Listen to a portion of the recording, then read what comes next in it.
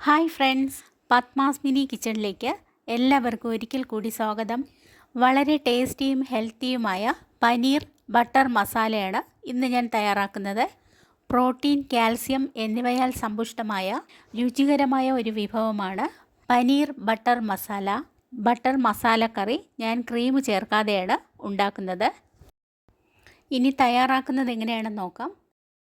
അതിനുവേണ്ടി 200 ഗ്രാം പനീറാണ് ഞാൻ എടുത്തിട്ടുള്ളത്. ഞാനിത് കടയിൽ നിന്നും വാങ്ങിയ പനീറാണ്. പാല് വിരിയിച്ച് നമുക്ക് വീട്ടിൽ തന്നെ പനീർ തയ്യാറാക്കിയും എടുക്കാം.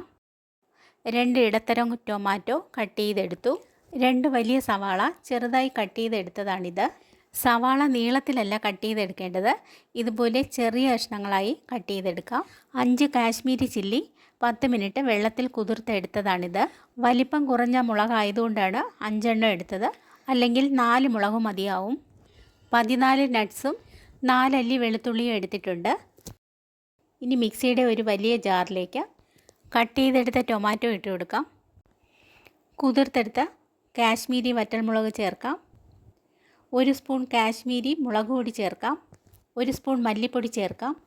1/4 സ്പൂൺ ചെറിയ ജീരകം ചേർത്ത് കൊടുക്കാം. 1/2 സ്പൂൺ മഞ്ഞൾപ്പൊടി ചേർക്കാം. 1/2 സ്പൂൺ ഗരം മസാലയും ചേർക്കാം. ഇനി ഇതിലേക്ക് നട്ട്സ് ആഡ് ചെയ്ത് കൊടുക്കാം.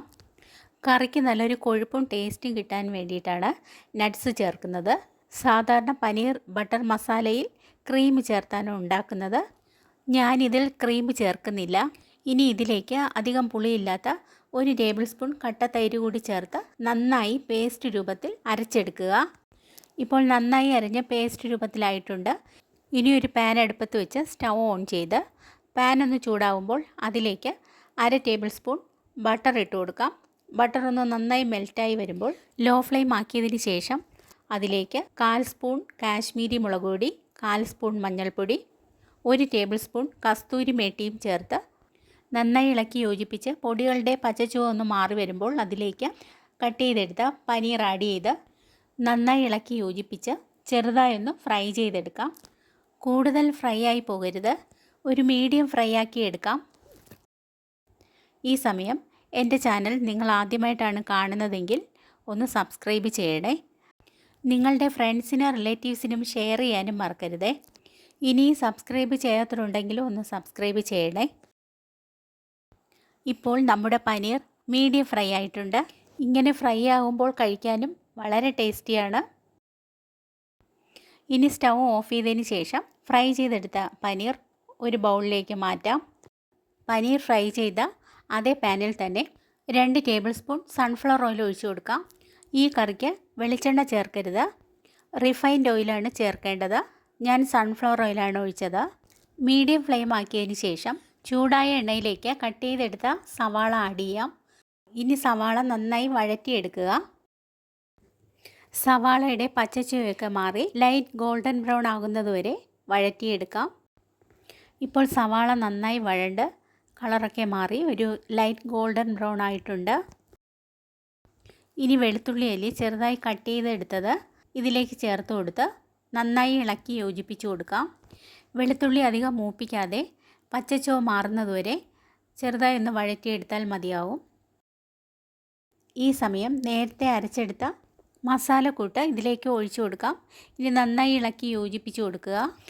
അരപ്പ് നന്നായി ഒന്ന് ചൂടായി വരട്ടെ. അരപ്പിൻ്റെ പച്ചച്ചുവയൊക്കെ മാറി വരുന്നതുവരെ നന്നായി ചൂടാക്കിയെടുക്കാം.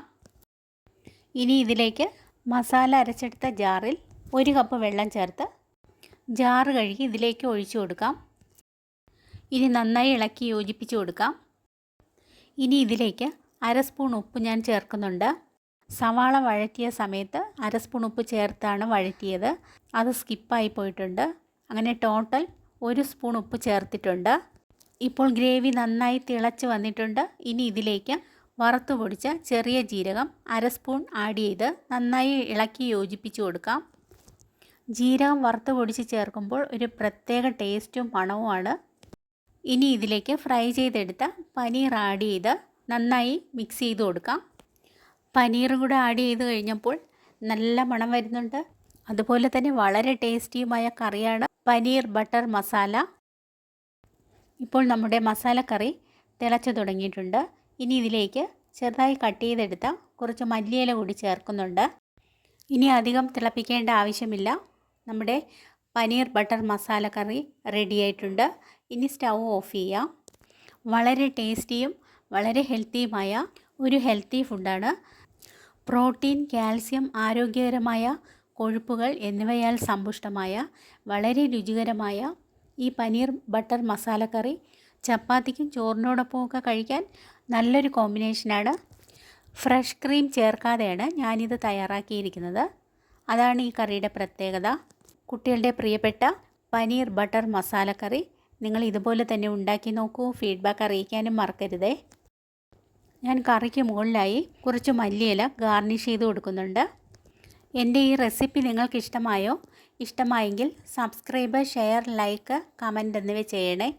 ബെൽ ബട്ടൺ കൂടി ക്ലിക്ക് ചെയ്യണേ. നിങ്ങളുടെ അഭിപ്രായങ്ങൾ കമൻറ്റ് ബോക്സിലിടാൻ മറക്കരുതേ. നാളെ പുതിയൊരു ഈസി റെസിപ്പിയുമായി വരുന്നതുവരെ എല്ലാവർക്കും ഗുഡ് ബൈ.